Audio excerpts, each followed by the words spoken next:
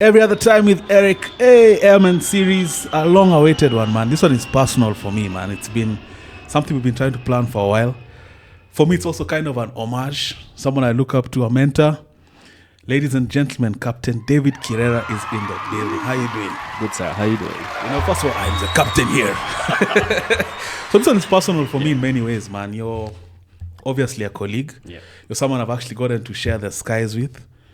Your experience level is just remarkable. I feel like you embody a lot of the tenets of command that I look up to. So welcome to Every Other Time Studio. Asante sana. How are you doing, man? First of all, I'm good. how was your day? Pretty easy. Off today. So Off. just chilling the whole day. And I'm happy to be here every other time with you. Fantastic. Yeah.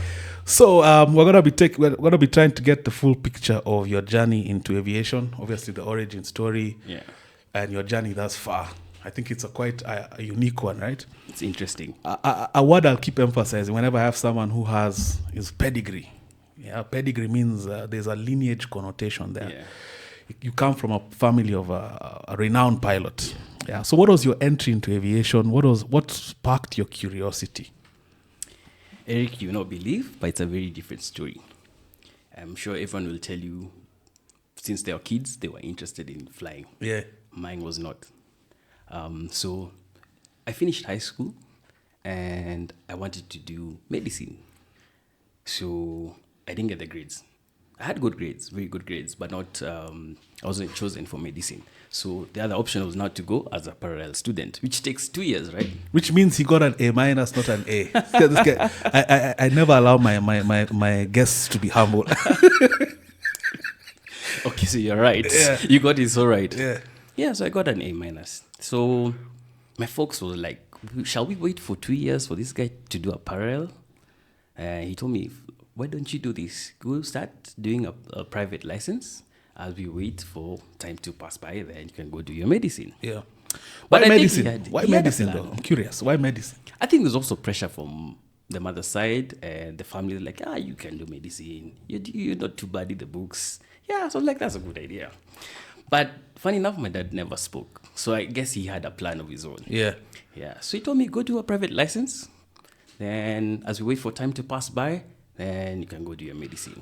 Talk about your dad a bit, because your dad is retired now, but seasoned aviator. Seasoned pilot. Someone who served yes. quite a bit of time in the aviation industry, made some heavy inroads, man. So talk about your dad briefly in terms of what he was able to achieve in aviation, the aircrafts he flew, and your point of view seeing him as a pilot growing up. Yeah.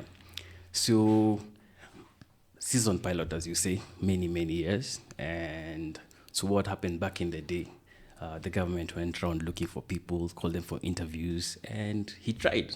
From a very humble background, he had come from the Shags, come to Nairobi, look for that bastard, bring him to Nairobi. Yeah. And he did the interviews and he passed. So the story tells us. And that's when he was chosen to go do flying by the government, sponsored.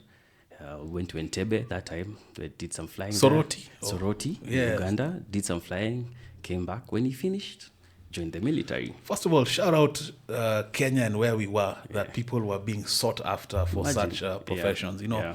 it's such a foreign concept whenever we look back and hear our parents' stories about, yani, you're being looked for by Gava so that we can sponsor and train you, so that you can, bring all this expertise now to the system. But I believe that time, and if you hear a lot of stories, is that the government was really trying to empower its people. Yeah. And like now, things have changed. By that time, a lot of that happened. And it's not just in aviation, it's in very many different careers. Yes. So they're really trying to make their own people get empowered. And yeah, at the end of the day, it was for the country. Yeah, so he did this thing, and he found himself in the military. Air Force? Air Force. Yeah. Yeah. And then after the Air Force, he left, I think, I may not get the year right, but around 83, 84, and joined Air Kenya. So where does Captain David Kirera come into the picture in this story of your father? Yeah. At what point were you born on his career path? So what I can remember from when I was born, I remember him being in Air Kenya, not in the military. Yeah, because I was not born when he was in the military, but most of the time I saw him with his bag going to work. That was Air Kenya, and that is when I saw him a lot, and that's what I loved about this career. Later on, was like you'd go early in the morning, and by lunchtime you see him. I'm like, this is not too bad compared to other people who would go at 8 and come back at 6 p.m. Yeah. So you could see you had some time on your hands to do other errands.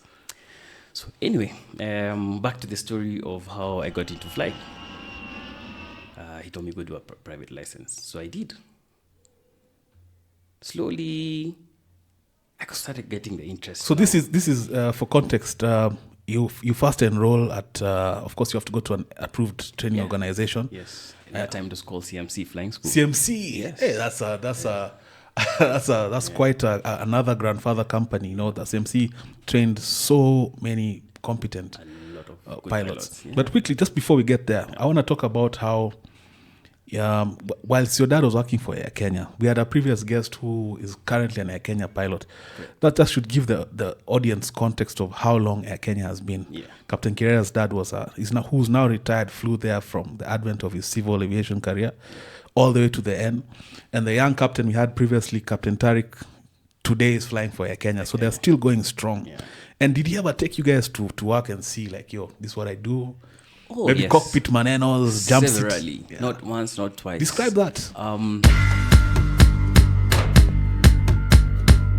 Every other time with Eric Airman series, today we have quite the treat for you. I'm going to be taking you guys through an immersive experience. I'm going to be showing you what a typical day looks like where I work.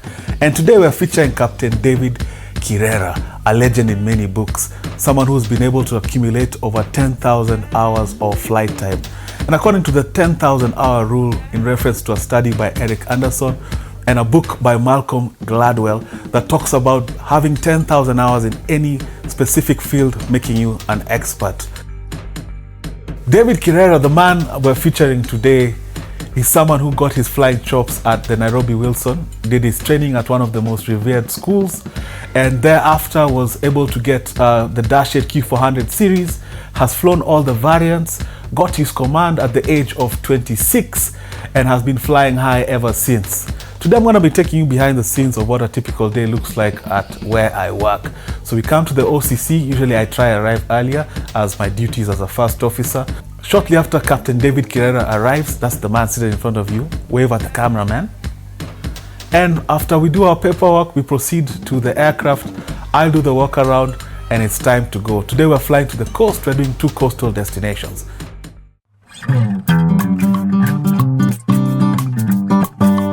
So here we are now seated in the cockpit. This is us. Today we're going to the coast. We're doing double coast destinations. We're starting off with Diani, and then we come back to Jomo, and then we head out to Malindi. This is how typically the cruise looks from up here at 25,000 feet above mean sea level. Look at this view of outside, man. Nice, beautiful morning. After we finished our normal checklists, we spend our time talking about life and just pigging gumzo. So also just this is us discussing 1 or 2 things. I remember at this point I had dropped something and I was struggling to find it. So I was just looking left and right, trying to find. I can't remember if it was my pen, but eventually I found it. And by the time we reached top of descent, where we start our descent into our destinations, we finished our brief and commenced our descent duly. So here's a view of what it looks like. And into Diani, it's a captain's landing. So in this case, I was pilot monitoring. So we get to see the expertise at play. The reason Diani is a captain's landing is because it's a narrow, short runway. It requires a certain level of experience, and actually not all captains where I work are allowed to actually do it. It's a select few. So it's actually what we call a Cat C airport. Now Cat C has many determinations, but the main thing around it usually is just a more high risk environment, so it requires the best of the best. So here's a view of Kirera putting us nicely down in Diani. Enjoy. 30, 20, 10.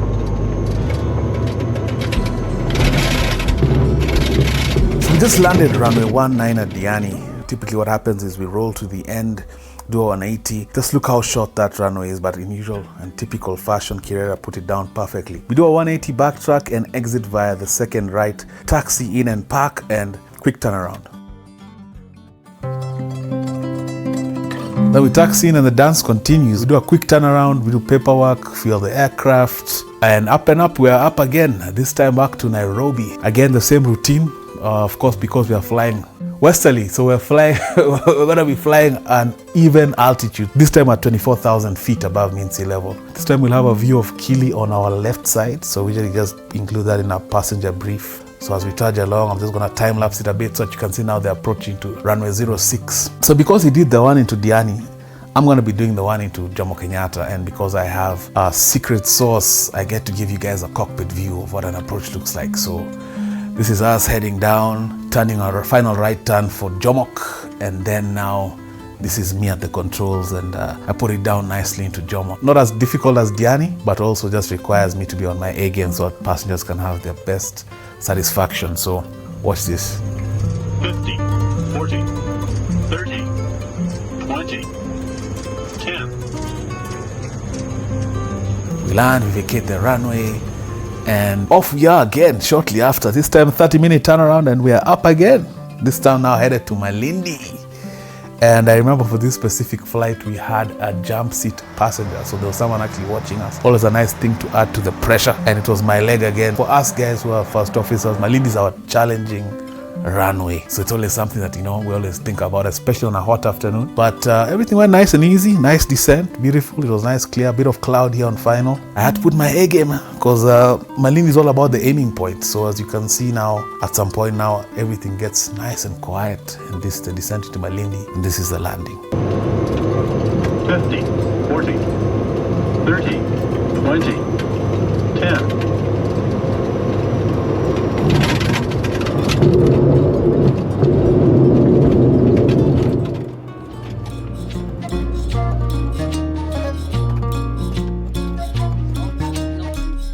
And then the dance continues to end the 4-sector day out of Malindi back into Nairobi, Jomo Kenyatta. So this is what our departure out of Malindi looks like. Nice and short, not as narrow as Diani, but a nice and short runway. We roll down and here we go. Quite a view, huh? I always enjoy these ones out of Malindi, and that's that. So we climbed to 24,000 feet above mean sea level for the final lap home stretch, Nairobi, Jomo Kenyatta.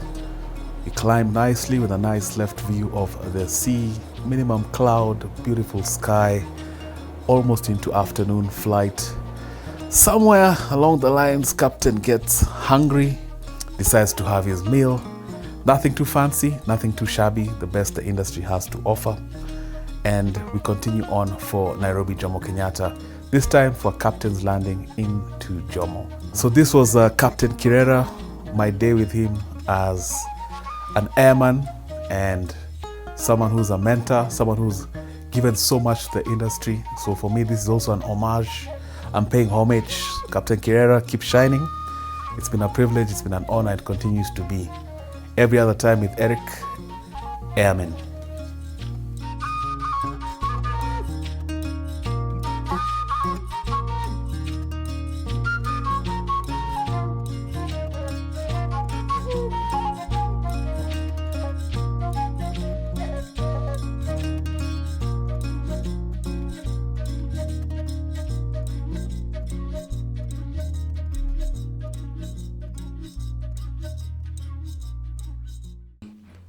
In my younger years, he'll take us for holidays, flying to the Mara, and he'll come along, sit on the jump seat, Yeah. So you'll enjoy the view. Best view in the house, man. Yeah. So, we were 3 kids fighting for the jump seat. Yeah. Of course, the elderly ones will get it first. I'm the last born. You're the last born? I'm the last born. So then later on, when I was in flying school, that's when you'll tell me, now you're enough to understand what's happening. Come and sit with us in a few flights. And that's how we started this career. Your father is Captain? Captain Kirera. Captain Kirera, shout out senior Captain Kirera for confusing this guy from doing medicine. Thank God, because we'd not have met had you have gone the medicine path. So at this point, he tells you, find a PPL, and PPL is private pilot license. It's the first achievable license you can get as an aviator. It has many privileges. People either pursue it to continue on and get a commercial pilot license. It's the first step. Think of a diploma into a degree. Or you can also get a private pilot license as a hobbyist or as someone who just wants to enjoy flying but not commercially. Maybe you have your own small plane, you just want to fly it. Yes. Yeah. So he convinces you join Convinced CFC. me, he even held my hand and took me to the school. Yeah. The chief flying instructor was actually someone he knew from the military. Captain Wendo. Captain Wendo, Shout another out legend. to him, Yes, yeah, for sure. How was your first your famil? Yeah. Famil is the first flight you undertake Yeah, as so a student. Put on the left seat. I was told, just sit back, relax. I'll show you around. So we went airborne, local training area, flew us around. The next thing I saw the instructor telling my dad sat at the back. Wow. Just told him, thumbs up, thumbs up. I'm going to do this. I didn't know what that meant. And the next thing that we were just diving. I felt like we were crashing. Yeah. Of course, the G's were crazy. And yeah, so when he recovered back, I was like, this guy can fly. He's not that scared. He's a good guy. Yeah, You're calm enough. Yeah, I was quite calm. Yeah, of course, I felt it in me. I had to be calm. Yeah. Yeah, because of course I knew he knew what he was doing.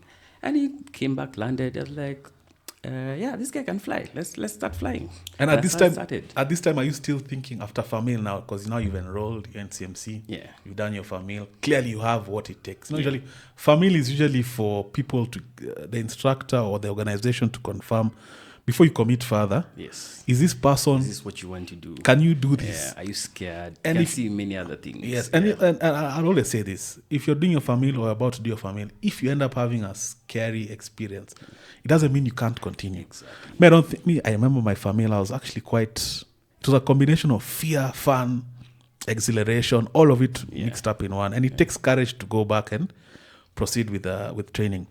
So at this point, is medicine still at the back burner? It was. So, as we had an agreement, it's do your private license. Once you're done, then you go do your medicine. So, How is PPL for you? What was that journey like?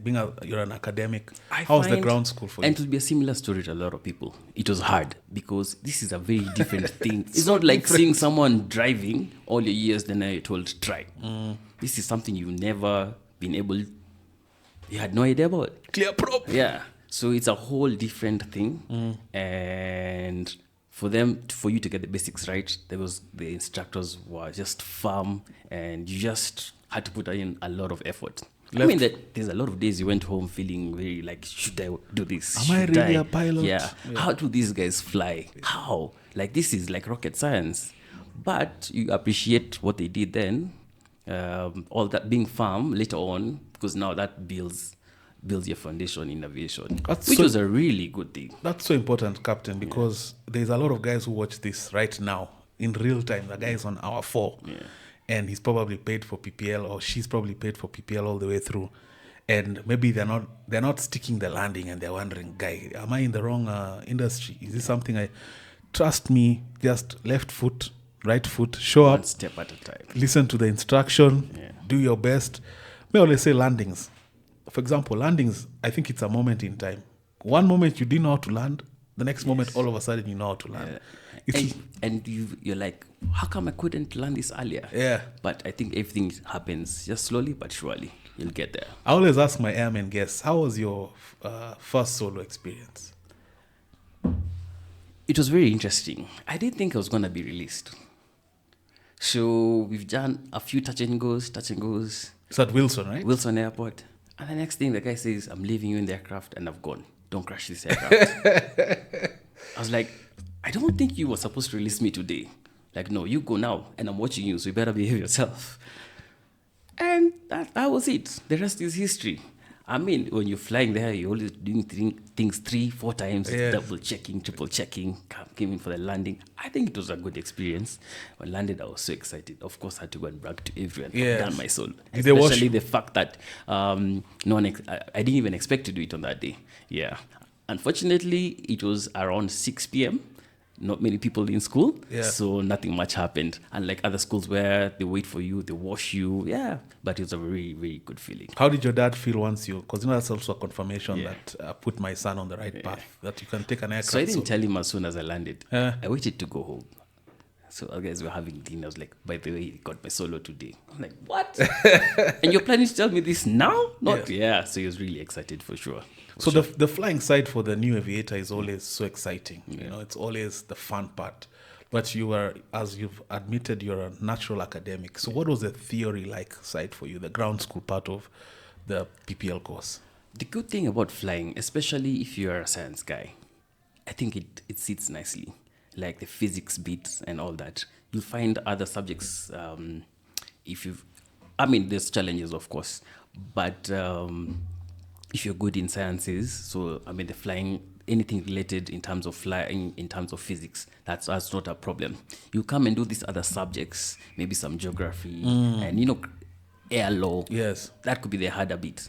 But slowly, the good thing is you're not being rushed to do your exams. So you just let it sink in until you're ready to do the exams. Because you're not being forced. You don't have a timeline to do the exams tomorrow or the day after. But of course, you want to get done with them as soon as possible. So that was the beauty. And in a good school, being taught, you have so much help. And from a background of flying. So those things, you'll just sit in nicely. Are you, why do I suspect you're a first attempt guy? Are you those guys? No, that happened for PPL. First attempt, passed everything. All 6. Because at the time, because in my day it was 6, in your day it was also 6. It was the same, 6. It's passed everything. And I went with that mentality for my CPL. Yeah. And that didn't work out for me. So, yeah. So I failed miserably because they changed a lot of systems and I was not ready for all the questions. But that was a wake-up call, and now you can study hard. Which brings me to a very important point, because even when we fly together, I always ask, sometimes maybe I bother you guys with philosophical questions, but what's your take on how exams are administered this side of the world? Because you've just talked about that thing for changing systems. Nowadays it's changing the database, or exams are always changing, like it's Sparta Potea. Yes. And if you look at the West and the Western approach to exams, you kind of know where to get what. If I need to study for my PPL, it's this syllabus. If I need to study for my commercial, it's this syllabus. So what do you think about how exams are administered here? With time, from then when I was in school to date, I think I can see the changes happening, and we're slowly moving to that, which I think is a positive thing. Yeah, because you just being told, read, study this, cram this, doesn't help. Because you need information that will help you across your life. Yeah, not just to cram to pass exams, that doesn't help. Because once you pass exam, you can forget everything. Even in a week. Yeah, exactly. Same exam in a week. Imagine 2 weeks, oh good. By the time you're doing your CPL, then you want to do your ATPL. You've forgotten everything. Yeah. So it'd be nice to learn, understand, and let it sink in compared to just cramming just to pass. It's a very good finish the system. It's a very good analysis. Yeah. So at some point, of course, you pass your PPL exams. You one attempt, and then of course, at the same time, your PPL flying is happening. You're doing your cross countries. How are your cross country experiences? It was nice. I know guys are using GPSs then. I only used a map. My instructor made sure I only use a map. And map and your watch. Exactly, the watch. The reckoning where you are, getting the next place, correcting for wind. So no GPSs, no nothing. And that was that. That felt like now the first real flights, because now you're going to South Kajiado, Magadi. Kajiado, Magadi, and at some point we did a Mombasa with the instructor. I felt really, really good. Now I felt that's when the real flying started. The other day I was thinking to myself, because I'm very, and part of the reason I insisted on having Captain Kirera on as my colleague, because he's my colleague. But I have many colleagues. But the reason I zeroed down on you is for many reasons. I always say there's a lot of gatekeeping that tends to happen, and sometimes a lot of discouragement. Sometimes guys will try and always say, back in my day. So I had this thought the other day about the way guys nowadays navigate with iPad, GPS. Yeah. Vis-a-vis us when we had to just use a map. And so I was trying to balance. I'm like, but how can we tell these younger guys not to use GPS in today's world? Is that a realistic thing, really? I find you can't tell them that, because time's evolving, right? Yeah. It would be nice to know the basics. They can do a few flights with maps just to see how it is, and then use the GPS. Get that confidence. Yeah, just get the confidence, get to know how it's done, how it was done before, and then now you can use the GPS. Yeah, I think it's good to know both sides. That's true. Yeah, know where people have come from. That's exactly. You'll appreciate whiz wheel. Exactly. Put a whiz wheel on the screen so that guys can see. So calculate your wins and all that. Yeah. So you finish PPL. Yeah. And the agreement with your dad was you do a PPL and then now we discuss med school. So at this point, are you still thinking about med school? Is your dad still open to the idea of med school, or for you have you even thrown away that dream? By the time I got my private license, medical school was out of the picture. Not that I didn't want to do it. The bug. I'd even forgotten about it. Like, you know what? This is where the direction I am going. Yeah. I mean, there's because now you've done one license. You're like, let me do the other. Yes. Yeah. So do you enroll for commercial pilot license immediately? As soon as I finished my private license, I started commercial there and then. And CPL is somehow, because you just said how you enjoyed the cross-country flying is where the real flying started. Yes, and commercial pilot license, where you're literally accumulating hours Usually you finish, that time I think it was 55 or was it still 40 PPL?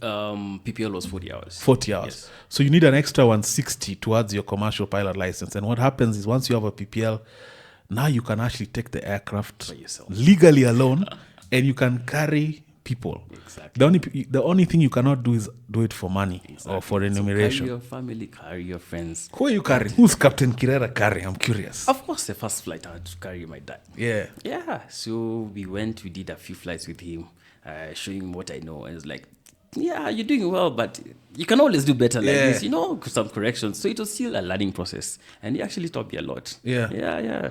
Any girlfriends at the time carrying? No, at that time, just actually mostly were just friends from school. Yeah. We went, so I'll do my flight today, someone else does tomorrow, and we always just share that experience. And where you guys going? Mombasa? We did a lot of Mombasas, did a Malindi. There's a place called Kilagoni. Kilagoni, I've been there, Do yes. some touch and goes in Kilagoni. It was fantastic. To the Mara, to the west, we went to Nanyuki. Yeah, it was really good. And are you taking advantage of this? There's this industry insider secrets for students where, if I go to Mara, Kikorok, there's so-and-so I can talk to, Kalus Kalanch, kaneza tokelezea. That happened a lot. Luckily that time, especially for me, I realized Sundays, not many guys are going to school on Sundays. So what did I do? I used to go to school on Sundays. And you could take the aircraft, go call someone on the other end, go for a loose lunch. Yeah. Enjoy the afternoon, maybe sneak in a quick game drive, then come back to Nairobi in the evening. This is in your early 20s. Yeah. Barely even 21, I'm sure. Maybe like 20. I was like 19, 20. 19, 20. Yeah, so my dad having flown all those places, he could talk to managers and all that. They're like, could my son maybe come pop in for lunch and all that? Actually, perfect. Your dad was working for Kenya. Yes. So you continue your CPL, you are building some of the funnest flying. I always tell people, it's a time to build that confidence. And in that era, again, no GPS. You're still, it is a point you even kind of know how to navigate where you get used to the different access lanes. And then, of course, at some point, you talk about the exams. You said CPL was a bit of a... Yeah. So what happened for the CPL exam? That's when they just changed the system from a written system where we used to write to a computerized system. So I'd studied, revised from what people had told me about from the written system. And we go sitting for the exam and just clicking next question. I'm like, okay, this is quite different. Anyway, so finish my exams, get my results. And it's instant, eh? Instant, yeah. So written, what was the turnaround? Because once you finish, how long before you get your results? Yeah, maybe like a week and a half, maybe 2. Then you go for KCA and go get your results. So week and a half of just... Yeah, just you don't know what you've done. Yeah, exactly. And for the younger guys watching, KCA is not even where it is right now. Exactly. Some of you know the new KCA building. Yeah. The where KA is... That was where KCA was. Exactly. I missed that. I think I joined aviation just when we found the computerized system. Yeah. And exams were not even done at KCA. They were done at IASA. Exactly. Yeah. So talk about how important it is and for people to, because some guys, they'll not pass all exams once and immediately want to give up. Talk about how much resilience you need to even just survive not only the exam phase of this career, but just generally in terms of always pushing forward, irrespective of challenges and hurdles. Yeah, so that builds you to be the man you are, or the lady you are at this point. You've realized you failed your CPL exams and you have to carry those results and show your parents, and they've paid for it. They're saying this is an expensive course, and you failed everything. Not everything, but if you didn't pass more than 6, you had to pass more than 50% of the exams. More than 4, yeah. Yeah, for them to accept the other results. So go and repeat them. Which has since changed, thank God. Which has changed. Yeah. So that system wasn't the best, but thank God they've changed that. So, tail between my legs, go home, show my results. You could see the anger in them. Yeah. Yeah, but they kept calm. Yeah. And I told them, fine, no problem. I shall repeat this, but I gave myself a timeline. I shall study. Now I have to study everything because I don't know exactly where the questions are coming from. I gave myself 3 months. And I went with the mentality that I'm going to pass 50% of the exams, then deal the other 50 later. Studied how I actually never left the house. I was on the house for 3 months, every morning just waking up. Reading, hard work, dedication. Yeah, all subjects. Yeah, hoping to pass 50, but I read for everything. Luckily, with with your hard work, things will definitely pay off. Only failed one exam. Yeah. Yeah, which is such a That's big relief. fantastic, That yeah. was such a big relief. A partial pass, in again, for the audience, partial pass in aviation is not bad. Yeah. You know, it's you're just closer to the goal. Yeah. That's all that means. So you finish your CPL, and do you immediately do your multi, or? Yes, so I finished my CPL, and then so the aircraft was down for a while. So when they got it fixed, we just did our multi with Captain Wendell, and just like that, you're done. So your first aircraft you flew was what? A PA-28. PA Piper. Ah, fantastic. Yes. You know, most airmen I've had here went the Cessna route. Yeah. So you flew a PA-28. That's what I flew. And all then the way after all the way to CPL. until my CPL. Okay, so you never flew any Cessna. A few hours, 2 or 3, but not much. Hardly. Yeah. Yeah, just a few hours. Yeah. And for your multi-engine? So for my multi, it was the Aztec. Piper Aztec. It's the Piper. Piper Aztec. guy, yeah? Yeah, all true. Luckily, yeah. You should have brought us a Piper memento. Yes. I actually wanted to bring a gift, something like that. I still have it for you. I'll be happy, and I'll always mention that I got this from Captain Kirera. Shout out Captain Ricky, he hooked this up. I'm open to gifts, by the way, guys. So if you're watching and you want to donate a gift, feel free. So Captain Wendo is a I always say there's industry phenoms. You know, there's people who left their mark in the industry. So what was your training with Captain Wendo like on the multi? Because multi it's a very exciting, it's a very new thing. It's faster aircraft, and then you're flying instrument ratings. So that's not you're flying without reference to outside. And in aviation, there's all this at the flight school level. There's always the halabaloo. I'm about to start my multi. So what was your experience with the multi, flying the Aztec? So now when you finish your CPL, you think you know everything. Now you're a pilot. Then until you start your multi, like, oh, it's just the beginning. Because now this is a whole different level. Not looking outside, trusting your instruments, not even understanding what your instruments are telling you. So it just becomes a different ball game.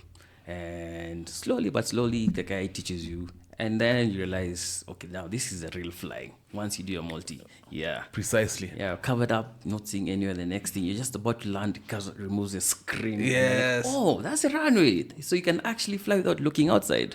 And now that's when you realize that's the real flying, or the real flying begins. And that's when you realize that's the kind of flying you'll be doing if you're in an airline kind of setup. Intercepting radials, ILSs, VOR, it's actually quite something. And once you grasp instrument flying, it's a very confident, it brings a lot of confidence. In fact, when you fly FR for long enough, like you've been flying FR for ages, imagine flying VFR now. It'll be a struggle for sure, because you're used to looking inside. Now you're telling me to look outside full time. Yeah, it will be a struggle. I'm sure it can be done, but it'll take some time to readjust to that. Yeah. So, I know airline pilots love once in a while going back to that, just to remember where they're from. Oh, and yes. That's the real kind of flying. Yes. Yeah. Yes. Yeah. So you finish your multi-instrument rating, and that's, I think, one of the happiest moments for any person who's pursuing this course of ours and this industry of ours. So what is that feeling like, and what are you thinking about job prospects at this time? What is the dream at this time? Yeah, so at that point you finish, and of course your dream is let's see where these jobs can be found. So you start writing CVs all over, everywhere, door to door. And then that's when the aha moment, like, well, you know what? It's not that simple. Not that simple. Yeah. So guys who promise you jobs, come tomorrow, do this. But you just realize it's a typical talk. Are you familiar with we call it the naked mile? The naked mile is that stretch from the moment you enter Wilson, the second entrance, all the way to the end, to ALS. To the end. Uchumi was, remember, Uchumi Sumbake to the end. Let me tell you, if you're lucky to have not had to do that naked mile a few times, you're lucky. But most pilots who are flying now as employees have chapered that lap. Not once, twice, thrice, 4 times. A number of times. Guys have finished shoes. Oh, yes, it's true. Some of those there's some guys who charted career paths based off us guys tarmacking. Nowadays, you'll find like a Shushaina. There's a Shushaina there near customs. But describe how that process builds you also as a person. Because sometimes people think Tamal is a multi and then Emirates. So now, at what you become a very patient person, you realize things just don't fall into place at once. Yeah. So just for the perspective for people out there, from the Wilson Gate all the way till Uchumi Supermarket. That was the work you're doing. Yes. Going door to door, just looking for a job. Damn near looking for a job, begging. you know? Yeah. And then you're being promised things, come tomorrow, so you actually go tomorrow. The guy tells you come tomorrow again. So you actually realize tomorrow never gets there. Tomorrow, and some of these guys are just, I mean, they would love to give you jobs, but if there's no opportunity, what can they do? What can they, yeah. And they also don't want to just, some of them also don't want to just shatter your dream there and there. Like, just keep trying, you know. And this, you know, airmen is not strictly for pilots. It's for anyone in the aviation industry. Yes. This kind of process cuts across even for cabin crew, for engineers. So if you're currently going through the pursuit of a job, sometimes even an internship, don't lose heart. Take heart that all of us went through that process. Yes. And because, again, pedigree, you come from a family of aviators. How tempting is it to be like, yo, is how? So you call a guy. So you get me a job, man. Is how? And from this process, your dad sounds like a very sound-minded guy. He probably wouldn't want to just place you somewhere. Being the smart man is, I am sure he was trying behind the scenes without letting you know, so that you don't, you know, if it doesn't work out, you don't feel bad or anything. But he was trying, talking to people, are there opportunities? Can we do a caravan rating on the side? You know, so these are things he tells you later. So he'll be like, you think I was not trying to get a job for you? I mean, I looked everywhere, but I could not come and tell you every day because you might feel disappointed. This guy has come home again and no job for me again. Tomorrow, same thing. So I think in their wisdom, they knew he would try, call a friend here, but just be quiet on it so that you don't feel bad or anything. Yeah, so eventually, somehow I got a caravan rating. I did some hours with Safarilink. And then found myself at an interview with Dakar Vision, formerly CMC. Yes. Called me for an interview, and I went for the interview. How many hours did you fly the caravan for? About 20 hours or 30 hours. The reason I'm asking you that will come into play later. Yeah. So it's about 20 hours, and they called me for an interview. It's that CMC. That time it was called CMC Aviation. Yes. Yeah, I went for the interview. I was not told if I've passed or not, but I went home feeling with a very good feeling that I think I had done well. What is the typical? Of course, we different companies have different philosophies around how they conduct interviews. Yeah.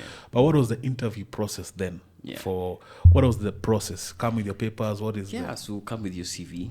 There was the HR, the chief pilot, the director of flight operations that time, and they all had questions for you. HR had very similar questions to what they ask nowadays. Chief pilots, and Defoe was asking all aviation related questions. Yeah, so I think I'd done well. That is what I felt when I left the room. On a lighter note, a wise man, Kirera, told me that an interview is two people lying to each other.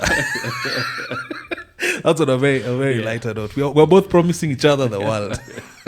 So you did well. You feel you fared well. That's what I felt. You know, it's also important to tell the viewer because, you know, when it comes to interviews, you kind of always know. Like, I've done countless interviews.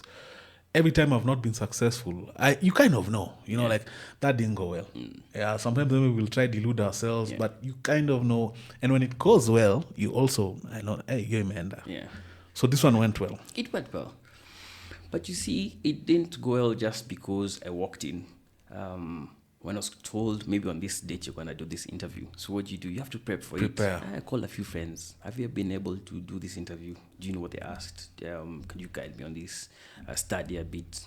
Asked people who were in that company, look for them. You know, like, I don't know you, but I've been called for an interview here. Do you mind helping me? Do you possibly know what they could ask? And they'll give you some guidelines. Of course, they won't tell you the interview question, but study here, try this. These guys love this. These guys love this.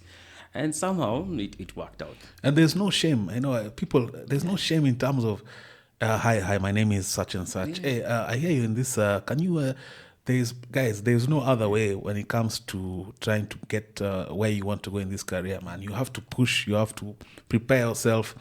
You cannot prepare for one company the same way as this other company. You have to try and find out what are they looking for. Because remember, at any given time, you won't know everything about everything. Exactly. Yeah? So preparation is key. Very key. Don't ever go for an interview in Ngozi. Don't think you know. Do some research. Ask around. Pilots are some of the most, for lack of a better expression, loose mouth people. Guys will tell you, especially if they're already inside, they'll tell you, like, read such and such, prepare such and such, And also, apart from the reading bit, just go looking tidy, looking sharp, looking nice. Yeah. On time. The presentation matters. Shout out Kirera, he kept time. He was here actually 30 minutes before time. I love that, man. It's such a nice, it's actually quite a respectful thing to do. So thank you for honoring that. For sure. So you get the job? Yeah, so like 2 weeks later, that's when you get some communication like, you did very well during the interviews. Sorry. But now we have one challenge. We'll give you a job, but you'll have to pay for the rating. For the rating. Now that was something that caught me off guard. Tell the audience what a rating is. So whatever aircraft you're going to fly, you have to go get trained on it. So that's what we call the rating. And then, so I asked, how much is that? So the guy pulls out the form. This is what is required of you. And it was 3 million Kenya shillings. What aircraft is this? This is for the Dash. The Dash 8. Yeah. So this is 3 million. Mike. It was already. Like we've just finished flying school. And definitely this is not coming from your pocket. Yes. This has to, where will this come from? Anyway, they asked me, and they told me, we need you guys in the next 2 weeks. So would you raise the money? What do you say? Yes, I'll raise it. Very fast. Yeah. So never say no. Are you able to do the job? Just say yes. Yes. Can you start tomorrow? What do you mean? Can I start this afternoon? I'm ready. I can start now. Yeah. So I just said yes. Then I went to the letter home. Like, how do I do this? I don't have a job, so I'm not getting a loan. So how do you get this money? So you go back to the only person you know. Yeah. Back to the folks again. The folks, yes. Yeah, yes. like, this is what they've told me. He looks at me like, I've just paid the school fees. There's no way I can get this money from. And 3 million is not 3 million in 2024 is a lot of money. Yeah. So 3 million in 20. This was 20. That was 2011. Man, that was a lot of money. That was like 6 mic now. Yeah, that was a lot of money. Yeah, even I felt bad going back to it. Like, seriously, man. You know why it's so nice of you to share that part of the story? Because again, a lot of people in industries, or let me speak specifically about aviation. Yeah. Guys pretend that they didn't pay for ratings, or the people want to act like their path was so hard sweated. No, but at some point, especially in the GA segment side of flying, you do have to pay for a rating. Things are changing. I had the HO of Kenya Airways the other day, and he said part of his mantra is to try and raise. When he raises the KQ standard, he's trying to raise the whole industry standard. So trying to alleviate some of those things to return back to the employer, those responsibilities. Yeah, because honestly, it shouldn't be for the employee to pay. Yeah, but it is what it was, that point. Yes. Yeah, so this for the Dash 8. That's for the Dash 8. And they want you to be in Canada in 2 weeks to start your training. Yes. So 2 weeks to look for that 3 million shillings. In perspective, the whole flying school cost almost that same amount of money. Yes. So where do you get this money from? So I sat down. Of course, old man is thinking about it. Me, I'm thinking about it. I walked back to him. I told him, so what you can do, I know you don't have the money. Take a loan. Then I shall pay for the loan. Everything, all my salary, like 90% of my salary will just be going to you. I'm all in. Everything. Yes. He looked at me, are you sure? Like, I think I can do this. Yeah. Because now you've already seen how much you'll earn. And then I was going to do a lot of outstation work. So you can do your math. Yeah, I'm like, I don't need to have a lot of money in Nairobi. I just need enough to keep me alive. Then we sat down for a few days. He asked me, are you sure that's what you want? I told him, let's go for it. The next day he went, one day he told me, give me the account where I'm supposed to send this money. Just know when you come back, as we agreed. Kazi kwako. Kazi kwangu.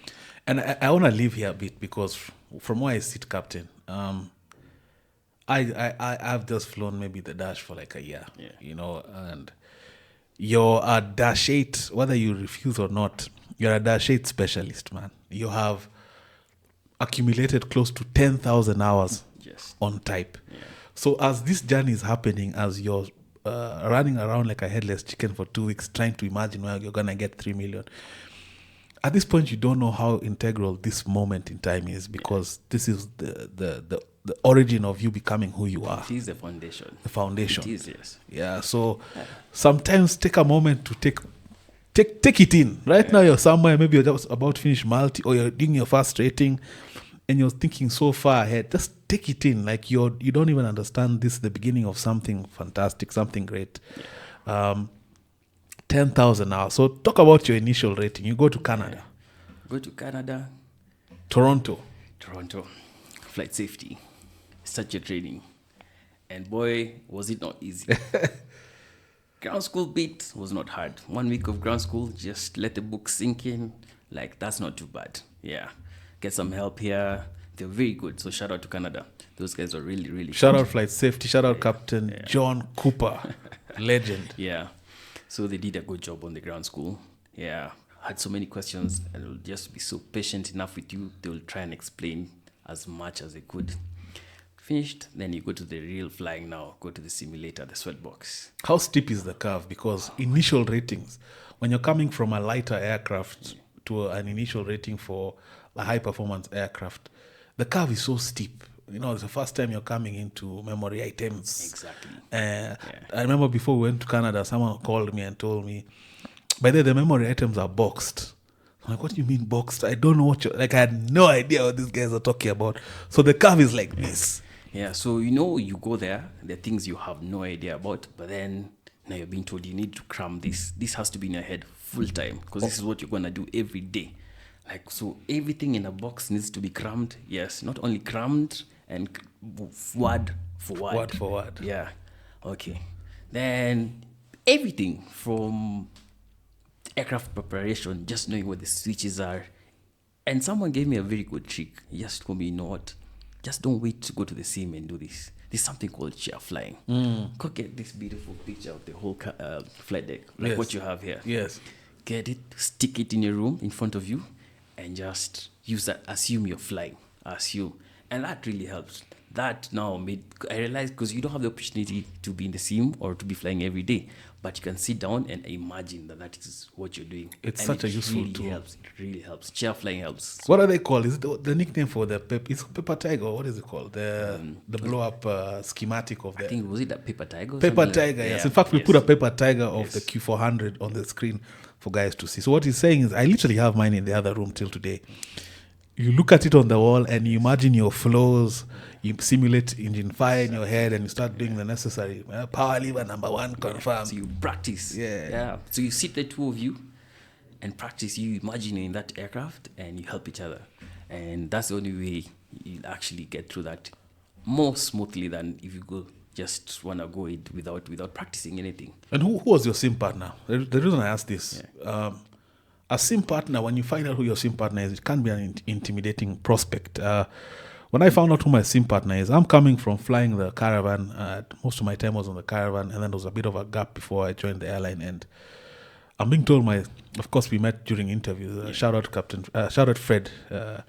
And I'm hearing my sim partner is an ex-fighter pilot instructor, Kenya Air Force. That's a big So I'm thinking, intimidation. I'm like, what? Who did the pairing? But then I what I found was the Sim 1 is a great equalizer, because it's a new aircraft. Yes. And working together is what got us through. We really sideyana. And so who was your Sim partner, and how? Shout out to Elizabeth Nderi. Yes. Yes, she's in Rwanda now. Yeah, so we were good friends then, and then we just happened to be sim partners. And she loves the books, so man, she pushed me all the way. Yeah, we helped each other, and it was really, really good. She's good with the books. And this means for the aspiring aviator, I always have to keep them in the loop. Yeah. When you go for sim, the whole process doesn't end at you when you go back to your hotel. You went to Canada. I'm assuming maybe even during winter. It was winter. So the days are short. Yeah. So you'll find you've done your class, or your sim session, and then you go back. Maybe you'll take a nap for 2 hours. Yes. And then us guys would reconvene for another 2 hours. Meet up. And now practice for the next day. So you talk about what you did today, then talk about what you're going to do tomorrow. Then maybe for another 2 hours, go chill, call it a night. Lots of coffee. Sleepless nights. So you then wake up early in the morning, maybe meet up again. Yeah. So have a kind of a refresher what you did again yesterday, what you're going to do today. Do you remember the tips you were given? What are we told to change? And then now prep to go for the sim again. And this is These are long days and very short nights. Yes, and this is pre iPad. Exactly. So everything was books. Everything was books. Yeah. So Canada used to give you everything in books. Yeah. So you had to carry all of them. Yes. Yeah. And you're flying there because the Dash 8 is a family rating. It's you start off with the classic. Exactly. Then you can move all the way to the Q400. So which rating you So I started with the 100. The Dash 8 100. put a Dash 8 100 on the screen for the viewer to see. Yeah. This is steam gauge. Well, Hybrid. It is in terms of the instrumentation. It is really dials. It's real old school. Then as you start going to the 200, 300, now that's where they start getting the FE, slowly getting into the glass cockpit. And then the 400, you have the full glass thing going on. Yeah, so we started with the dials and everything. Yeah, so basically it was like in school. Yeah, back with all the dials there. And are you taking, because you're in Toronto, is there any time to explore? Did you go to like the CN Tower? Oh, we did. CN Tower is We went beautiful. to the CN Towers. We went to Niagara Falls. Yeah, we definitely had to look for some time just to go and have a breather out of the sim and come back. Very But important. It was really, really cold. So, yeah.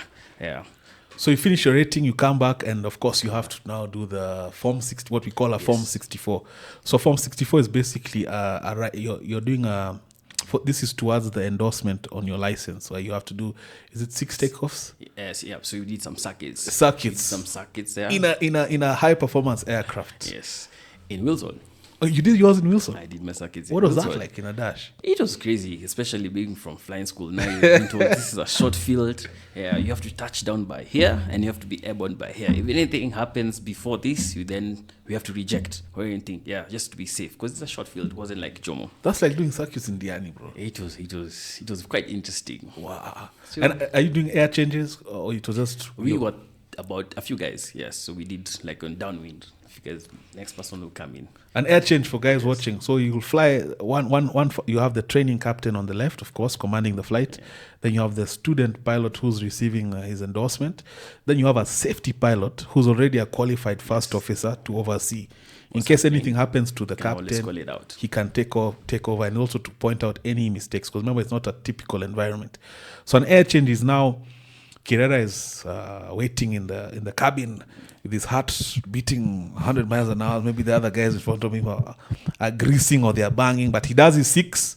Next The person. guy steps out. Yeah. Kirera jumps in the hot seat, and then you do yours. Yes. And then after that, of course, if you pass, which most people do pass, you get signed off, and you go get now the final endorsement on your license. So a rating is literally Kenya Civil Aviation or whichever authority stamping on your license that now you're actually legal. You've received the requisite training and you're legal to fly this aircraft. Yeah. So you get your endorsement. You do. How was it picking endorsement from KCA? You feel good. Like, yeah, now I'm a Dash 8 rated pilot. Yeah. And you guys you must have been hot shots back then, man. Young guys. Maybe that time you're 22, 23. So you're feeling nice. I'm young, Dash 8 rated. Yeah, in a good company. Very good company, In a very yeah. good company. Then start your line training. How was line training? Now that's when all the information you're given in Canada in the books needs to come out. Sit down with someone there asking you all about these system questions. I'm like, oh, the reading never stops, huh? Yeah. So go back to the books, which was good because we already got a good foundation. Yes. So it was just touching up here and there. Yeah. And now you're just working on your landings and takeoffs and your emergencies if anything happens. And they want to see how you're thinking. Yeah. If you've The got an routes. emergency, what will you do? Get accustomed to the routes. Yeah. This happens here. Do this way. Another field, you have some differences. So, you go and touch all the routes that they have. And it was really, really good. The reason I bring up line training is because that's where I met Captain David Kirera. When I was doing my line training, it's of course a very stressful time for people. If anyone in the airline who's done line training, if it was a walk in the park, shout out. But I don't think it's ever a walk in the park for anyone. Never walk in a park. So I'm towards the end of my line training, but it's taking a toll on me. And my first encounter with Kirera, I was in the operations room there doing paperwork.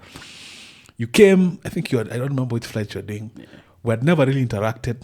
You said, hey, how's the training going? I'm like, I was like, you're just like, hang in there. You're almost there. Just, you're almost there. And bro, you don't understand what that meant for someone at that point. Like, to hear it from a seasoned guy just telling you, bro, just see it through. You're there. And because at that point there's so many things. You're tired, you're fatigued. They're trying to get it finished, so you're flying like five days back to back. You're covering a system every day. Exactly. It's a new route. Yeah. So it's too much to take. It's a lot. Too much. But that you don't understand. Those words of encouragement really meant a lot. But man. I could see it on your face. Yeah. I could just tell you were exhausted. you feel like giving up. And I just told you, you're almost there, man. You've come this far. Just a few more days, you're almost done. And I'll forever be grateful for that, man. Yeah. That was the beginning of a friendship, man. I'll never forget that. And I try carry it forward, because even the guys who come after us, same process. Yeah. You find a guy there doing paperwork and you can just see the stress level. And you're like, boss, it comes to an end. Just keep showing up. Just ngangana. So that was quite something, man.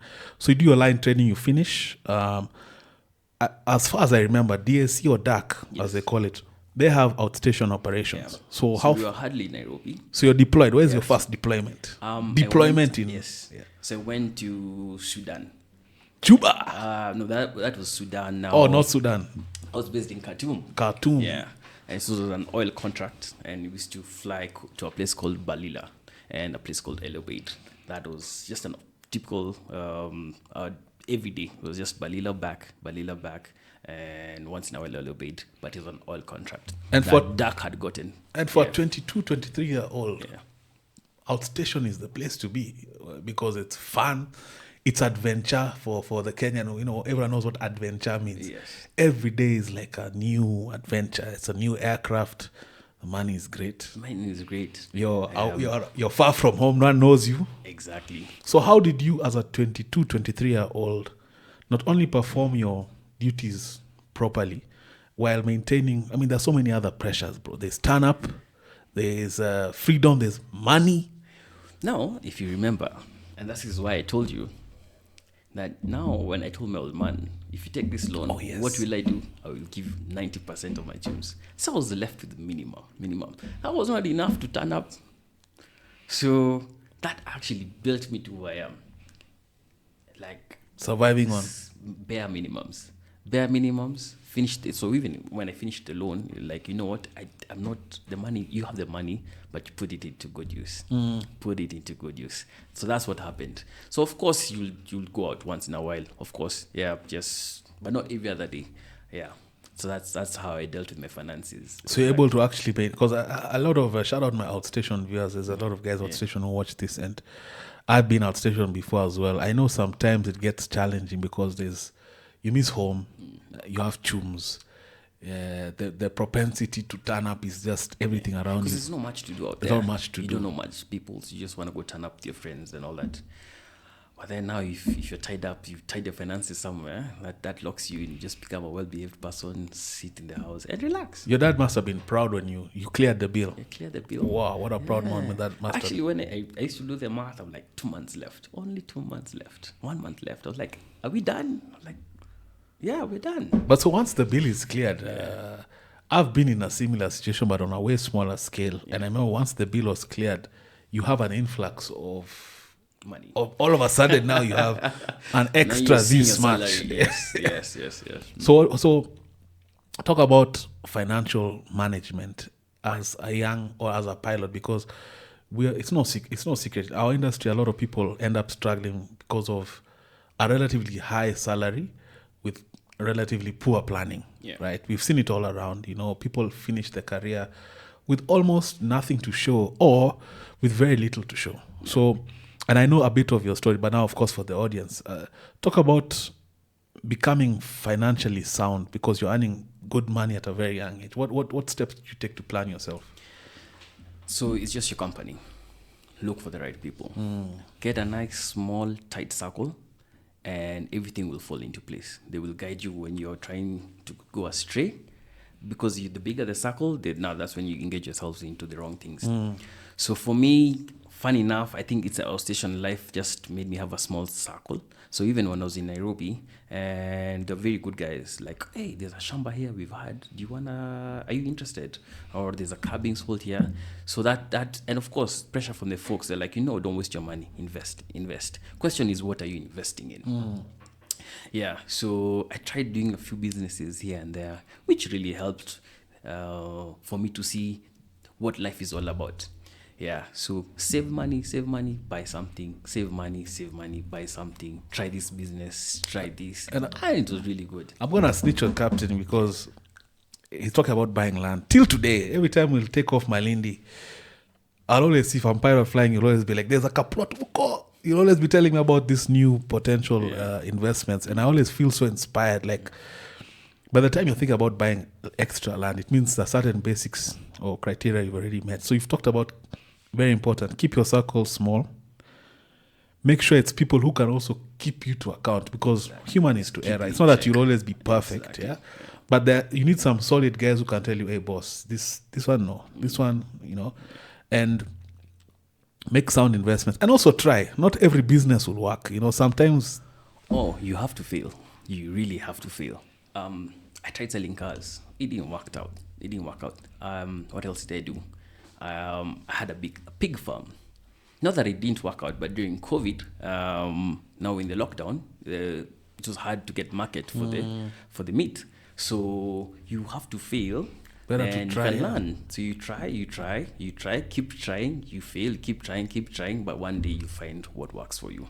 Yeah, the only way you can ever achieve something is by trying. By trying. Yeah, so you either fail, you either get it, but of course you're hoping to get it, but if you fail, you learn something. It's a learning lesson, for sure. In fact, sure. The right word is learning, not even failure. I agree with you 100%. A lot of people sacrifice a lot on the altar of fear. Yeah. So you're just there fearful to try because you're scared you'll fail. Take that leap of faith. Of course, with things that you've thought out, don't just be impulsive, but always take that leap of faith. But now back to outstation, because you're an A4. Eventually, of course, you're gaining quite a bit of experience. You're flying in diverse countries. Let's just name a few. Yeah, so mostly we did a lot of work in Africa. So we went to Congo, we were in Sudan, South Sudan. We were in Abidjan, mostly Sudan, what is it called, Somalia. Yes, did some work in Ethiopia. Yeah. Favorite outstation? I loved Abidjan as a country. Yeah, Abidjan is Ivory Coast. Ivory Coast. Yeah, I loved Abidjan. Yeah, that was really, really nice. What about it was? I'm not familiar with Ivory Coast. First of all, it was like a coastal setup. We were right next to the beach, and then the flying was quite easy. Just once you've flown in places that you're familiar, then you're being taken to somewhere really different. Yeah, so that difference is what made everything so interesting. Like time difference. Now you start understanding the time difference things. Yeah, +2. Like you're gonna go home, you have to see what time is it at home. You know, yeah.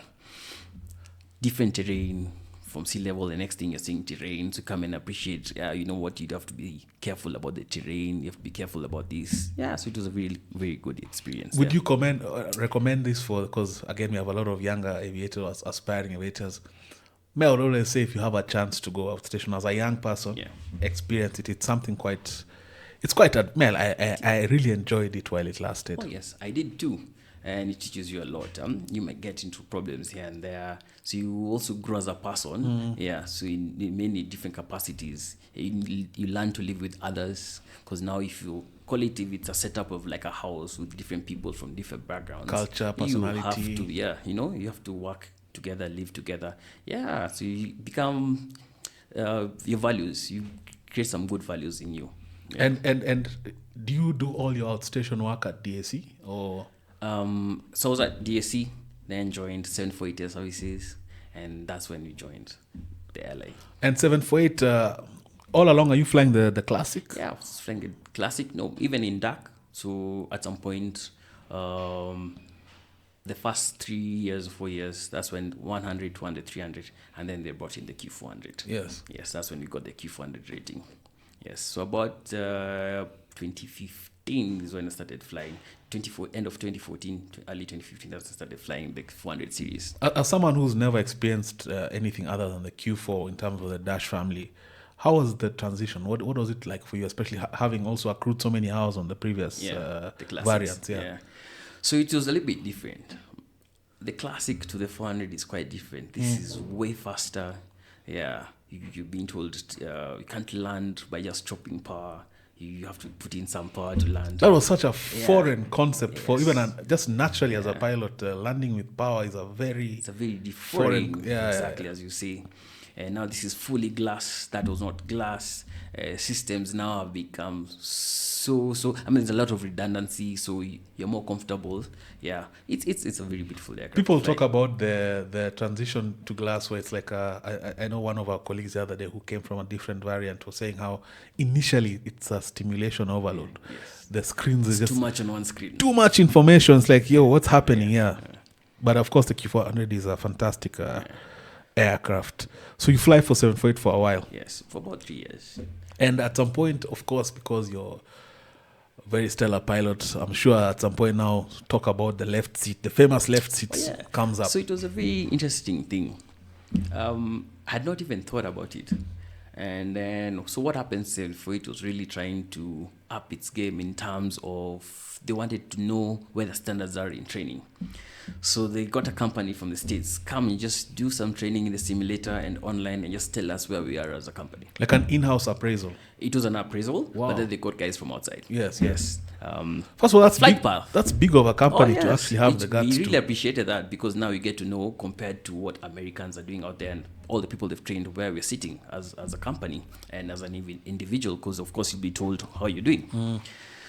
So I go for my training as a first officer training, and you're given feedback for the day. Then later on, like a week or two, then I was called to the office, like, this is the feedback we've been given by this company, and you're next for training command. And I'm like, what? How old are you? I was 26. 26, and you're being shortlisted for command. Yeah. Wow, that's quite impeccable. Was it surreal, or did you feel ready? Does one ever feel ready? I didn't feel ready. And one of the captains, I was talking to one of the senior captains, said, "You'll never feel ready." Yeah, the things just take the bull by the horns and just go for it. That's very comforting to hear. And I want to leave here for a second, because I want to ask, because for me it's very important. Of course, I'm a first officer. Of course, I have commander's aspirations when the time comes, and I have the requisite requirements. But sometimes people, I think, get fearful about the idea of command. So you'll find maybe you've met the requirements and you don't want command. What would you say to such a person to encourage them? Because you've just talked about you'll never feel absolutely ready. You will never be fully ready. So you know what? Just go for it. Go for it. If the company feels you are good enough for the company, that's good enough indication. Just go for it. And they'll always hold your hand. They will train you. They will be there. You can always ask questions. There are many instructors. There are many people you look up to, can always ask. And I remember when I checked out, that's the first thing I was called by the guy who was training me. He told me, "You've checked out, you're good to go. However, if you feel there's any disturbing situation, feel free, always call until you get comfortable." So that was such a good conversation I had with that guy. Like, you just call us anytime you feel like something is not going right, or you have a question, or you could be sent somewhere and not comfortable going. Call us. We'll always help you where you need to be helped until you get comfortable. I'll remember that when my time comes. I'll be calling you. I'll be like, But now, phone calls, make those phone calls. Yes. No, don't be shy to Don't be shy. Yeah. And are you involving your father in terms of this transition, like in terms of just, might not be direct mentorship specific, or rather aircraft specific mentorship, but just about the leadership role that now you're about to undertake? So for him, he looked at me all through those years, and he could tell that this guy is going in the right direction. Unless something really goes wrong, this guy he's in the right track. Of course, you can always do better, but he's on the right track. So he just told me, keep doing what you're doing. Keep doing what you're doing. Same thing he told, as the other training captains told me. If you have a question, come and ask. We shall always find a solution.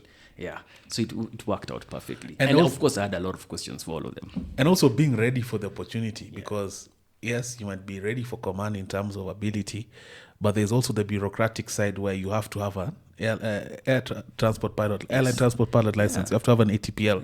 So how soon did you do your exams and get your license out the way? So when we finished our CPL, we were told you must have like 2,000 hours, then you can come and do your ATPL that time. So as soon as I hit the 2,000 hours, I said, let me start prepping for this ATPL. And I got it. Yeah, so it became a frozen ATPL. And I said, yeah, I'll just keep it just in case that day comes. But I never thought about the command. I had the license, but I said, this will becoming capital might take some time. But it came sooner than I expected. Were the costs astronomical like today? No.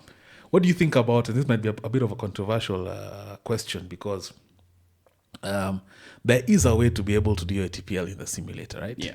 there's a process that can be done where when you have of course, you've done your exams, there's some requirements that an airline can meet to facilitate that, which would make it easier for a lot of people who are trying to do that, down that path. What do you think would stop someone or a company, rather, not someone, what would stop a company from doing that? Or why should they open such an opportunity? So, and when you say easier, is financially, right? Because if you do it, go back to a flying school, it becomes really expensive. So it's a financial obligation, which is quite expensive right now. And the only way to make it easier is, as you say, doing it in a simulator. But I think it requires an instructor with who meet certain standards. Do companies have that? I'm not too sure. This is like an KCA approved examiner. It has to be, and it's for the ATPL. Yeah. So do we meet that? Last I left, they said there was none. So hopefully you can get someone soon and make it easier for everyone. To help financially, because it's quite expensive. It takes a toll. And every year it's going up. Yeah. So you get your command, and what's your initial command experience? Because now you're a captain. Now the buck stops with you. It's all the bonga points that come with being the 4-bar guy, all the responsibility. But there's a key word that sometimes people forget. It starts with a C. It's culpability. Yes. You'll get all the glory, but also you're always getting a beating. Should things go awry, pia ni wewe. So what was that experience? Because you're 26. Oh, yeah. You're still a young man at the time. Very young compared to the people, even the people that now I was flying with. Find people who are 10 years older than me. But luckily, in the setup of the flight deck, the respect is there. So everyone does their roles and responsibilities. So we just keep it professional. Of course, you had our challenges. So you send out station, you're with that aircraft out there. You get issues, technicals. So now it's up to you. That's when you wake up and realize, flying now being a captain is actually, there's more than just flying. Troubleshooting. It's now decision making. Yeah. So now issues with your crew, issues with the aircraft, issues with where you are in the country, the regulations there. So you realize, there's a lot now to think about. But the beauty of now being in flying is that now as a group, you should be able to solve everything once you're united. CRM now kicks in. Yeah, and thank God for that CRM class. And you also grow into the role. One thing I've noticed with you, because of course we've flown together quite a bit, and you're the perfect match of, or rather mix of experience, meets authority, meets leadership. The cockpit environment is not harsh, but it's also it's not casual. Yeah. But you don't do it autocratically. It's like, is that something you grew into? So for me is, if you become a dictator kind of leadership, no one else will be able to talk. And maybe you need those people to talk. They might see something that you don't. So I need you to be with me, working with me all through. That's why my style is very different. Because I need you to speak. If you speak up, and I'll be like, yeah, you're right. This needs to be done this way. But if I go with all the authority, with big airs, I'm the captain, and I don't see something and something is going wrong, how will we correct that? So let everyone put an input, and then safety is first. Yes. It works perfectly. And there's so many moving parts for command, because you're dealing with, you have A4, you have the cabin crew, you have ground staff, you have operations, there are so many moving parts and decision making that's happening in real time. So when it comes to support, because you fly with us guys, first officers, what for you is adequate? What would you describe as the competent first officer in your experience? What gives you good support as a captain? I think it's important for us to also learn. First of all, is someone who knows his roles and responsibilities, which is clearly stated. We all know our roles. We all know. So are you coming to do that? So if you are coming to do that, that means then there's no need for, crossing each other. So you come to work, we come at the right time, get our balls rolling. Everything is falling into place. Of course, there are days that you have challenges in terms, either is it technical or whatever it is, but if everyone has come ready to work, all 4 cylinders are firing. Yes. Everything should fall into place. Even during that problem, you should be able to solve it. So that's the most important thing. You all come to work, sane, ready for it, and then that is all that it requires. Teamwork makes the dream work. That's all. Yes. Have you ever had to crack the whip as a captain. And of course, figurative, not that you walk around with a... It happens. There are those days now you just have to have that stern face and say, no, now this is out of line, behave yourself, this is unacceptable. You're the leader. Yeah. You have to say this is the direction you're taking and not this way. It has to be done at some point. Yeah. And I want to emphasize this. You've been able to accrue over 10,000 hours of flight time, as the audience saw in the video that I inserted early in this episode. I just want to do some quick math in case you're wondering why do I have a calc here today, man. I want to do some quick math. 10,000 hours. So there are 24 hours in a day, right? Yeah. Times 365. That's right. 365 times 24. That's 8,760. So 10,000, 8,760. So you've been airborne for more than a year. If someone was to put all your flight time into one stretch of time, you've been airborne for more than a year. Have you ever looked at it that way? I've never even thought about it. Thank God you're doing the math now. Now I know. Yeah. And again, another reason I call here is because there's of course different levels of experience. But I think by the time you have 10,000 hours, it also shows. Yeah. There's like a natural ability and ease with the aircraft that sometimes may look and I just revere, because I'm like, as we're still getting comfortable panel by panel, so it's always interesting to see. But now having 10,000 hours and I'd say even let's minus air school. So 200 hours, 220 for the caravan you did.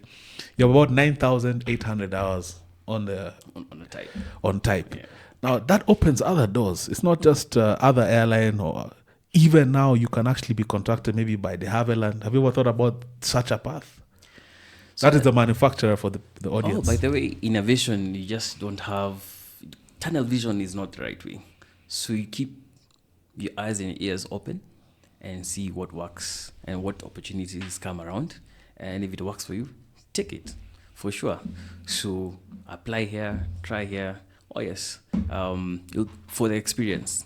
There are many opportunities that are out there. So it's just a matter of what fits for you, and you take it. Will the Dash always be beloved to you? Let's say you eventually maybe move on to other things, other aircraft. The Dash will always, I'm sure, hold a special place in your heart. For the 10,000 hours, that will always be very close to me, for sure. And it's because it's so close to also being on the big airlines. Someone who's flown the 747s or the 777s comes to the jump seat and like, it's very similar. Yes. It's very similar. You guys will have a very easy transition going to the jet. Yeah, so it will hold a very special place to me. Yeah. And right now your basics are right. Aviation is going through a renaissance period, for the first time ever, in a long time. Rather, I feel like there are waves. And on this particular time during the wave, we are going through a time where we have options as pilots. How do you think that is shaping the industry? Because right now we're in demand. We're able to even sometimes maybe ask for things that we wouldn't ordinarily ask for. So what do you think about that? Because you've been in the game for a long time. It hasn't always been like this. Yeah. So what are you seeing? What are you projecting? How are you interfacing with this new era? There's a lot with the demand all over. So there's a chance of people leaving the companies they are, joining other companies, looking for greener pastures. So that means, how do I keep this guy? So companies are also stepping up and they're trying to make your life a little bit better, making you more comfortable. Yeah, so you guys can have that discussion, like, what can we do to make this place better? And that conversation is very important, because once you're comfortable, then you don't have to leave. But so it's a very good conversation to have. When now you can have a dialogue between management and you, that's a really good place. Instead of when now you're not really needed. Example, when COVID periods, the demand for pilots was not there. I mean, they can dictate whatever they want on you. You don't have an option. But it's really nice to see dialogue amongst people. I know you're a man who's traveled the world. You've been around, and are you open? Maybe not now, at a later stage or whenever. Are you open to exploring other options? You don't have to be specific about which airline or whatever. Would you go as far east, like far east, something fringe, something not conventional? Pilots have big dreams. You want to fly a bigger aircraft. You want to go see a different place. So pilots do. As a pilot, yes. Eyes and ears are open. You're just trying to see what next. Yeah. So I may not know where it is today, but you keep your eyes and ears open. Yeah. And it would be nice. Imagine you flying a 777 one day. Or a 747. Exactly. Yeah. So, and in 10,000 hours cannot happen without some hair-raising moments. Yeah. Tell us some of your moments where ulistuka kidogo, or you had a moment where you actually, by the time you landed, you're like, thank God, because in 10,000 hours, I'm sure they've been there. Funny enough, I've not had the worst experiences. People will tell you engine failures, they've had fires, issues with gears, but thank God this far, nothing much. But the worst was just a windscreen shattering. When in there? Yeah, we was on cruise. We passed through quite some weather. And as for our lunch, having lunch, we just had a noise. So I looked at the captain looked at me, and we actually thought it was a bottle of water that had rolled to the back. And this is cockpit or cabin? This is in the cockpit. Wow. We were in the cockpit having lunch. Yeah. And we're like, why is this bottle of water rolling on cruise? Because on the climb or descent, that's when you find like you had put it on the side and you moved to the back. So I went, actually stretched just to pick it. And I realized there's no bottle of water. So I come back up. And that's when I realized the silence in the flight deck, because we all saw the windscreen that shattered. For us, that about 20 seconds. We were just startled. Yeah. And then that's when, out of it, oh man, it's shattered. Now we need to make a move. Startle factor is a real thing, eh? We have to create a plan here. Yeah. Luckily, we were right overhead our alternate field.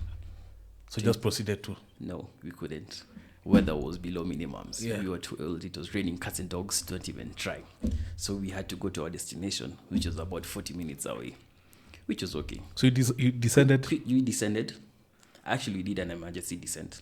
It's important to tell the viewer the reason, because when a window shatters in an aircraft and you're flying a pressurized aircraft at above what would sustain human life, all the pressurization you have in there is gone, because it'll leave through the gaping hole. So it is imperative for the pilots to make a decision to descend to the minimum safe altitude whilst considering terrain as well. And the pressure is there because there's something called time of useful consciousness, depending on how high you are. So you don't have time, and emergency descent is actually quite an event. Yeah. So you have to wear your masks. We put on our masks, did an emergency descent, and then descended to 14,000 feet. That's when we could remove our masks. Then we started doing our checklists. Pressurization was still there. So the emergency descent was just to descend quickly so that, you just don't want to stress that glass. Huh? You don't want to make it worse than whatever you already have. Finished our checklist and called the cabin crew. Cabin crew safe altitude. And I tell her, please come to the flight deck. We need to brief you what's going on. Yeah. Of course, by that time, as you're doing emergency descent, you could actually hear some screams in the back. Yes. Passengers, of course. Aircraft like this. Oh, yeah. Negative For G. sure, everyone knew there's something not wrong. Guys are floating. if you're not strapped in, but I always tell people, if you're strapped, just be strapped. Why would you not be strapped? You don't have to strap it like it's some karate belt where you're tied in, but you have no reason not to be strapped in, because you never know at any moment. When you brief them, just as long as you're seated, just be strapped. I think it's a very important thing, because you don't know what next. Not that to scare anyone, but you might actually have to do an emergency descent that will hold you nicely. It doesn't have to be tight, but just keep it in place. Now, on this, so you guys, you descended to, and you were able to, you diverted? No, so we were still going luckily to our destination, because that was the next place. So we get to our destination, and weather is below minimums. Again? We couldn't land. Oh my goodness. Yeah, so it was pouring the whole from Khartoum all the way to our destination. Cats and dogs, serious rain. Now we don't have fuel to go back to our departure field. You're being told your alternate is raining cats and dogs. You're being told don't even try. So we just overhead our destination. Doing the first attempt. Second attempt. No contact. No contact. Go around. Second attempt. Third attempt. Fourth attempt. On the 5th attempt, because now we don't have any other field we could go to. And also fuel is now getting critical. Now that's what you're looking at. MDF. And you're not dividing And for the view, again, minimums contact. Literally, when aircrafts are flying IFR conditions and you're flying a published approach, there's a decision height where the aircraft comes towards the runway. And if by this height you have not yet seen the runway, you have to execute what is called a missed approach, because proceeding beyond that point is unsafe. You don't know if you're aligned to the runway. So minimums, especially in such a situation, in normal minimum, I've had to do 2 go-arounds in LD because of fog. And I was pilot flying. So the pilot not flying is literally looking for even the lightest bit of a runway light. So I'm sure whoever was not flying was outside. Trying to, so by the 3rd attempt, your heart must be now like, adrenaline must be through the roof. Even almost getting... Get their iris. Like, what next? What more can we do? You know, that feeling kicks in. Like, we've tried 3 attempts. We can't go to alternate field. We can't go to a departure field. It's too far. What do we do? So on the 5th attempt, so minimums contact, the 4 attempts, right? 5th attempt, on the go-around, we still did a go-around on the 5th attempt. Then I told the skipper, I've seen the runway. This was a visual field, so you didn't really have like lights, approach lights and all that. I told the captain, I've seen the runway. Like, are you sure? Like, Captain, I've seen the runway. This time you're landing. Let's try it. So we went back in, did a go-around, came back in, one last one, came down, and I told him, I have it, I have controls. So that's when I was able to land. We were able to land, and we just parked the aircraft on the runway because it was pouring cats and dogs. We couldn't see. Touchdown, landed, put the park brake, we just stopped there, and took us a while. Maybe another 30 minutes before the rain could just subside, then we could see. How was the feeling of relief once you guys touched down? Because, 5 attempts? The relief was there. Then something kicked in that is really funny. You could see the water flowing. And I was telling the captain, the aircraft is moving. The guy looks at me and tells me, no, it's not the aircraft. It's the water flowing. That was good to see. Like, it was quite a lot of water. Yeah. So I felt like, it's the aircraft moving. I was like, no, it's the water flying. The park brake said, relax, you're easy. Like, that's when, okay, now we're on ground. So how does such an experience impact your confidence in terms of handling an emergency? Because that's a full-scale emergency. In fact, that's almost a worst-case. That's a worst-case, like scenario. A worst, yeah. Like you'll say... Funny how he started this by saying he just had a small incident. Yeah, that's a big incident. No, man. You've had people in British Airways hanging on the window. Oh, yes. We'll put that Captain Tim McAllister, or was it Tom Lancaster? Yeah. And you're like, people have gone through a lot. Yeah, so, for the 5 or 6 attempts, at least we had the fuel to do that. We were almost getting to a diversion fuel, but we didn't get there. So, we were still safe. Yeah, you don't want to do all those attempts into any field, but that's the only thing we could do. So, we had to do what we had to do. Luckily, the captain I was with was so relaxed. Yeah. Yeah. So that's the guy who taught me, you know what? Don't never never go into a panic mode. Frantic, Yeah. Just chill, relax. So when he's chilled, you even find yourself, you're chilled. So if you went in a panic mode, I would have done the same. Yeah, and then there'll be no one in that flight deck. Yeah. Yeah. So he was so chilled. And that really set up the mood for that day. So in this incredible story thus far, because you seem to have combined a lot of fate, good luck, and you always prepared adequately for the opportunities that are presented in front of you. And at few points you mentioned God. What has God been to you? First of all, you look at your life and where you've come from, and no one should ever say there's no God. Well, this is my take, and I believe there's a God. So I am where I am because God really put me in this situation. Even the situation of save this money, give it out. So you find he guides you. And then you learn, I don't need to have this money. Then I can invest in this. You've been into funny incidences, maybe even on a car, almost an accident, and somehow you survived. You never even... Maybe it wasn't even an accident, but you were able to maneuver around. And it couldn't just happen like that. There's someone who's taking care of you. And as we always say as Kenyans and as Africans, it's your mother's prayers. Yes, Your mother is praying for you. There's a God. Indeed, there's a God. So there is a God for sure. That is my take. I love that. And now in the final segment, we're going to switch gears a bit. First of all, your story is so remarkable, man. Like that journey to 10,000 hours, sometimes you look like a finished product, but to hear it now from start to finish, like I'm thinking about the prospect of a dash rating at 22. Like 22, you're still a kid, and you saw it through. And for me, what I'm hearing is always presenting yourself to rise to the occasion. Sometimes, again, like I said, we sacrifice a lot on the altar of fear. Showing up is half the job. Yeah. Show up. Believing, I'll come up with 3M in 2 weeks. Yes. Give me the job. Yeah. As opposed to, that's too much. No. The guys who say out there, like whenever an opportunity presents, just say yes. Then you figure out the rest later. Yes. Oh, yes. yeah. Oh, yeah. So it's an incredible story thus far. And now I want to switch gears a bit. I want to get a bit on a lighter note. So when it comes to, because we always talk about content we consume aviation-wise. Yes. Top 3 favorite aviation movies and why? Oh my, top 3. Everyone will say the number 1 is the Maverick. Yes. Of course, that one for sure. Top Gun. Number 1. I'll just mention 2. Okay. The second one is the Sully Burger movie. Yes, Sully. That was an incredible movie. Tom Hanks. Oh, that was such a good movie. To date. End story. Because it's Top Gun, of course, is more on the, what's the word for, what do you call it when something is make-believe? Not a real genre. What do you call it? I'm forgetting the name. The name eludes me. But Sully is based on a true story. Oh, it's fictional. Fictional, yes, that's the word. Top Gun is fictional. Sully is based on Cactus 393. So are you going to be taking LaGuardia, Teterboro? Negative. We are in the Hudson. Exactly. And the guy actually proceeded to execute a world-class ditching like had never been done before.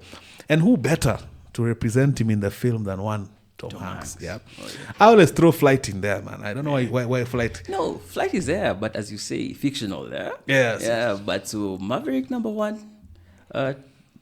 Sully Burger number 2, and number 3 will be Flight for me. Flight, yeah. Fantastic. Yeah, but the Sully Burger movie is more because of, as you say, it's not fictional. And if you look at the whole movie to your life, there's a lot you can relate. In terms of people will question a lot of your decision making. People will question even if you do the right thing. Even if you do the right thing. And then so you can really relate that movie to a lot of real life situations here. Yeah. Okay. Yeah. Especially as a captain being grilled for every decision you made. Yeah. So that's movies. You said Top Gun. You said Sully, yeah, and Top Gun. Now I'm going to ask, who's your most inspiring pilot, dead or alive? It could be someone. I always joke. Yes, I've said this joke 100 times. It could be the Wright brothers. Yeah. You can go as far back in time as you want, or all the way till today. Your most inspiring pilot thus far that you've encountered? Most inspiring pilot. Deep, eh? That's a hard question, yeah. Because I'd love to say someone you see out there, but you've also interacted with a few locally. Feel free. In fact, most guys I've always expected them to say like a world famous, and then they always bring it closer to home and it's like someone they know intimately. Yeah. So for sure, there's someone who really, really brought me up to speed in flying and everything, and it's called Captain Hodge. I think he's an Ethiopian now, 767 captain. Someone who's really good in the books, always reassuring you, always guiding you to do the right thing, and that was such a big influence to your lives.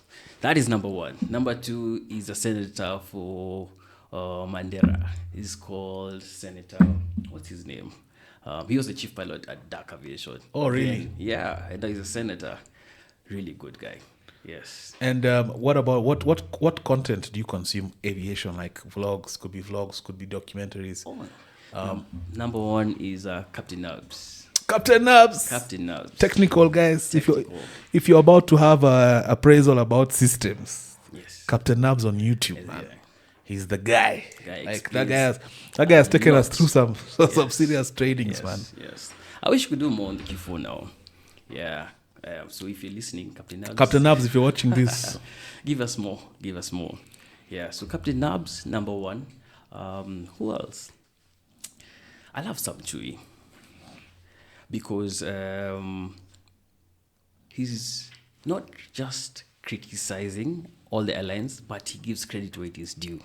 So, and because he's always on different airlines, you get to see a lot. I mean, as recently as him going to different departments, you go see a whole video from how cabin crew prep, pilots prep, then you go to dispatch, engineering, you're going to see some going into their NAS, our NAS. Yes. Yeah, seeing how meals are made from the beginning, how it's spread out to everyone.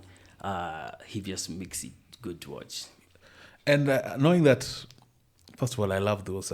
Some trees, he's necessary, I say, in the industry. And I would correct you there for the first time ever. It's actually not to criticize. He critiques. There's a very big difference between criticize and critique. Critiquing is you're giving an objective opinion. You're saying, this is the good, this is the bad. Me, I have no feelings. And he makes guys get on their A game. You see some tree, someone a manifest. Hey, I'm sure calls are made. I'd also throw in there in terms of inspiring pilots. I always say, I'm forgetting his real name, but of course he goes by the moniker Mentor Pilot.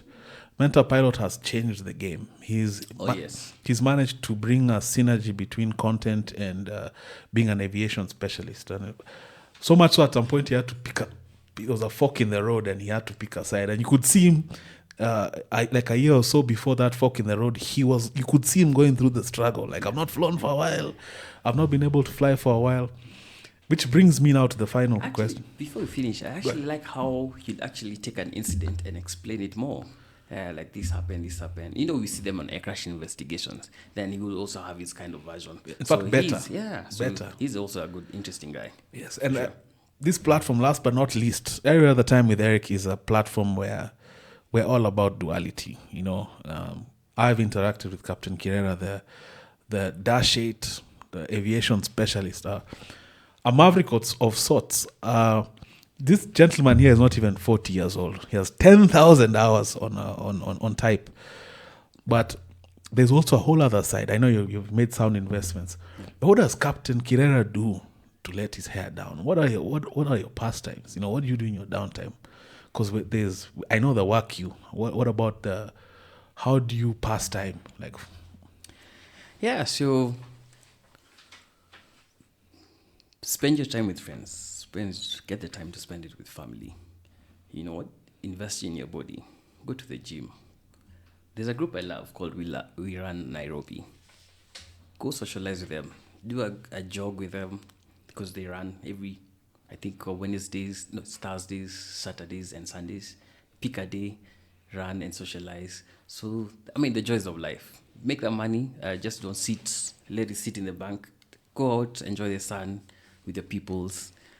Socialize, and listen what people are doing out there. It's very important.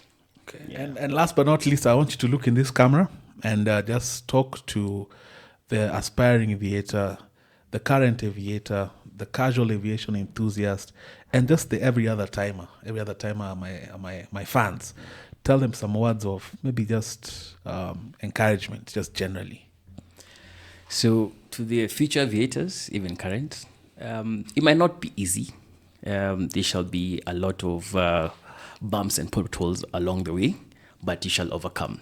Slowly but surely. Just dig into the books, read, do your best, pray to God, and all will be well. Yeah. Ladies and gentlemen, Captain David Kirera, man, I think I'm so happy. You actually made me happy, man.